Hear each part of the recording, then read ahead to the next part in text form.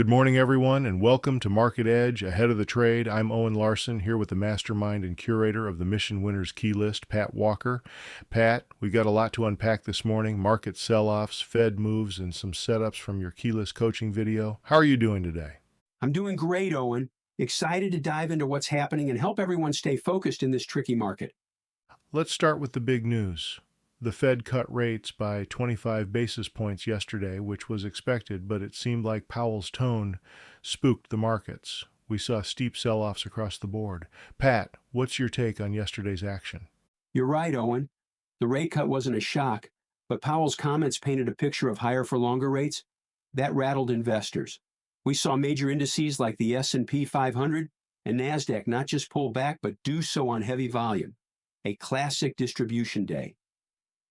These kinds of moves can often signal the start of a correction or a basing period. Absolutely. And as you often remind us, big sell-offs like this aren't just noise. They're opportunities to step back, reassess, and focus on risk management. What should traders keep in mind when they see action like this? The key, Owen, is to avoid overreacting. This is why we've been cautious lately. When market conditions weaken, you sit on your hands, lock in profits, and wait for clearer signals. That patience protects your capital and your mindset. Speaking of patience, your Key List coaching video last night was packed with actionable insights. One thing that stood out to me was your mantra: we don't forecast, we let price and volume guide us. Can you elaborate on how that played out yesterday? Sure thing. Look at the Dow. It's been steadily falling for days, and the S&P 500 followed suit, closing below its 50-day moving average. These are red flags, but we weren't caught off guard because we've been selling into strength. Take Apple, for example. It's been a huge winner for us, but as it starts to roll over, we've been trimming and locking in gains. That's the power of letting the market dictate your actions. Exactly. And it's not just about selling either.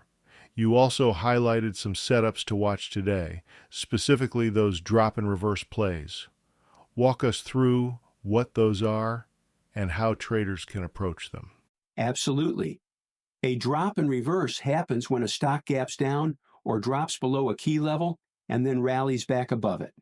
Netflix, for example, is one to watch today around $889.60. If it reverses higher, it could be a potential buy, but these setups require discipline. You're trading against the grain a bit, so you need confirmation. That's such an important point. Discipline is everything, especially in volatile markets. Even though the key list is lean right now, it's a reflection of the market itself. Pat, how do you decide what makes the list in conditions like these? It all comes down to probability. I scanned over 300 charts yesterday, and only a handful made the cut.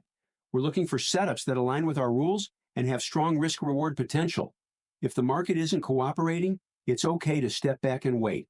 The goal isn't to trade for the sake of trading, it's to make smart trades when the odds are in your favor. That's gold right there. And it's a great reminder for our listeners. Don't mess up a great year by forcing trades in tough markets. Sometimes the best move is no move at all. Exactly, Owen. Protecting capital is rule number one. The market will eventually reward patience with fresh bases and new leadership. Stay focused, stay disciplined, and let the market come to you. Pat, as always, it's a pleasure having you share your insights. And to our listeners, thank you for joining us on Market Edge, Ahead of the Trade. Remember, believe in what you see, not in what you believe.